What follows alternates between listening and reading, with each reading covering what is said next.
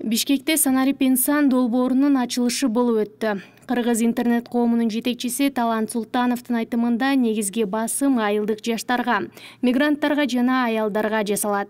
Бул санариптик көндүмдөрдү өркүндөтүү аркылуу алардын иш менен камсыз болуу потенциалын жогорулатуу долбоору болуп саналат. Аталган долбоор кыз келиндердин, жаштардын жана калктын аярлуу катмарынын санариптик сабаттуулугун жоюуга багытталган. Уюштуруучулардын айтымында долбоорго айыл аймактардагы жана шаардагы жаштар, айымдар катыша алат. Ал эми эмгек, социалдык камсыздоо жана миграция министринин орун басары Базарбаев Нурдөөлөт улуттук статистикалык комитеттин маалыматы боюнча 2020-жылы Кыргызстан 4 миллион 300 миң адам айыл жергесинде жашайт. Анын ичинен 2 миллион 14 миңи аялдар, 1 миллион 115 жаран жаштар. 2020-жылы пандемия убагында Кыргызстандын аймагына кайтып келген мигранттардын саны 41 500 адамды түздү. Алардын 62% айымдар болду. Айыл жергесинде жашаган аялдардын экономикалык мүмкүнчүлүгүн кеңейтүүдө, жашоо деңгээлин жогорулатуу, тамактанууну жакшыртуу, лидерлигин жогорулатуу боюнча иш-чаралар иштелип чыккан. Европа биримдигинин Кыргыз Республикасындагы өкүлчүлүгүнүн убактылуу ишенимдүү өкүлү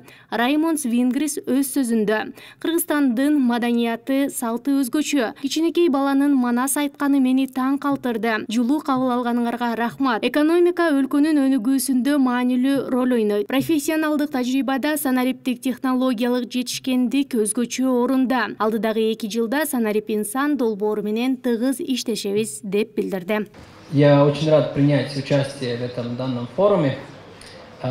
Пользуясь возможностью, хотел бы еще раз поблагодарить всех организаторов и представителей здесь, и, как я понимаю, здесь и частный сектор, и общественные организации, партнеры по развитию, и также эксперты.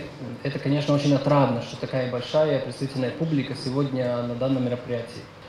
В сфере экономики цифровые технологии являются одним из главных факторов, стимулирующих рост, повышение производительности, конкуренции, инновационного потенциала. Европейская комиссия отметила, что в странах Европейского Союза более 90% рабочих профессий требует как минимум минимальных цифровых навыков. Вместе с тем, даже в странах Европейского Союза отмечается цифровое неравенство. Взрослые граждане с низким уровнем цифровых навыков чаще встречаются с проблемами нахождения работы, и даже когда трудоустраиваются, они получают меньше, чем люди с более высоким уровнем этих же знаний. Цифровая трансформация является приоритетом для Киргизской республики, и правительство предпринимает большие шаги в цифровом развитии путем реализации стратегии Санарип Киргизстан. Европейский Союз рад оказать содействие реализации данной стратегии, а также в целом помогает с практической реализацией национальной программы развития Киргизской республики до 2026 года. Айыл жеринде жашаган аялдардын жалпы санынын 38,8% ашыгы бул экономикалык иштерди активдүү да экономикалык иштерге. Көпчүлүк аялдар өзүңүздөр билгендер айыл чарбасына жана социалдык секторда, мисалы алганда ошол эле билим берүү системасында, социалдык тармакта, жолу сайыл өкмөттөрдө эмгектенишет. Заманбап маалыматтык коммуникациялык технологияларды жайылтуу айыл жаштарынын, аялдардын жана мигранттардын маалыматка жана кызмат көрсөтүүлөргө жеткиликтүүлүгүн жогорулатат. Айылдык аялдардын экономикалык мүмкүнчүлүктөрүн кеңейтүүдө бул Кыргыз Республикасынын гендердик саясат өзгөчө роль ойнойт. Бул жашоо деңгээлин жана кирешесин жогорулатуу, азык-түлүк коопсуздугун жана тамактанууну жакшыртуу, аялдар коомчулугунун деңгээлинде чечимдерди кабыл алуу процесстерине катышуусун жана лидерлигин жогорулатуу боюнча дагы иш-чаралар иштелип чыккан. Аларды ошол жакырчылык менен күрөшүү боюнча ошол сунушталган. Бул долбоор айыл жаштарынын жана аялдардын, биздин мигранттардын ошол сабатсыздыгына, бизнести башкаруу тармагындагы билимине, үй бүлөлүк жана жумуштук милдеттерди айкалыштырууга, кесипкөйлүгүн жогорулатуу, убакыттын жетишсиздигине байланыштуу кемчиликтерин жоюуга жардам берет деп ишенем. Форумга билим берүү жана илим министринин орун басары Мамбетакунов Уланбек дагы катышты. Ал долбоордун коомдогу ордун баса белгилеп, уюштуруучуларга жана конокторго ыраазычылыгын билдирди. Прикладывает большое усилие в развитии цифровых навыков, цифровой грамотности, медиаинформационной грамотности. И насколько вам известно, на сегодняшний день готовится проект государственного образовательного стандарта школьного общего образования, где одним из задач образования стоит формирование именно цифровой грамотности, плюс повышение знаний учащихся по зеленой экономике. Помимо этого, тот костяк, который будет обучен в рамках данного проекта, это сельская молодежь, женщины, мигранты.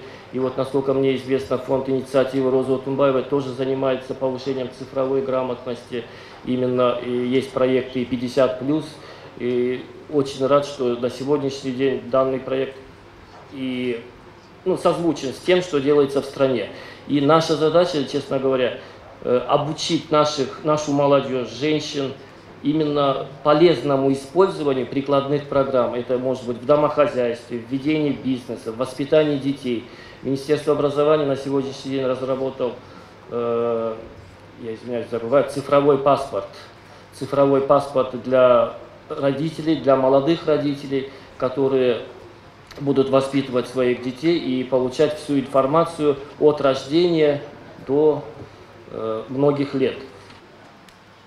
Hello again.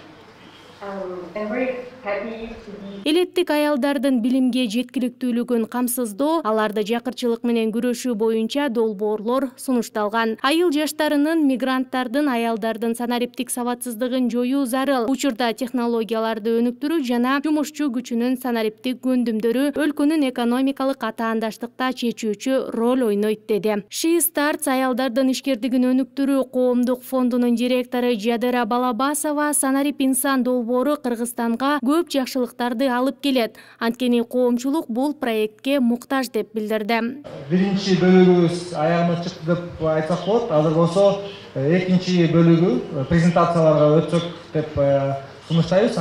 Санарип инсан долбоорунун координатору Азиз Солтобаев долбоордун максатын айтып, ал жөнүндө кенен маалымат берип өттү.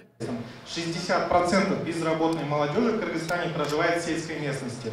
Но большинство программ развития цифровых навыков и цифровой грамотности сосредоточено в основных областных городах Бишкек и Ош. Но мы обнаружили в ходе исследований, что молодежь использует, мы все знаем, более-менее используем эти технологии, и обнаружили, что молодежь использует в основном интернет для развлекательных целей и особо не использует для продуктивности или не понимает, как могут улучшить свои экономические возможности и благополучие благодаря интернету. То есть к этому относится как дополнительный развлекательный инструмент, но не к серьезному инструментарию, который может повысить благополучие. Вторая группа – это женщины. В Кыргызстане существенные, согласно национальной программе развития Кыргызской республики до 2026 года, который подписал президент Садыр Нурматович Джапаров, было отмечено, что в Кыргызстане существенный разрыв экономических возможностей наблюдается по гендерному принципу. Свыше 60% женщин вовлечены в неформальные трудовые отношения. И особенно негативная тенденция наблюдается среди женщин в возрастной группе 20-29 лет, где отмечается наиболее высокий уровень безработицы по всей республике.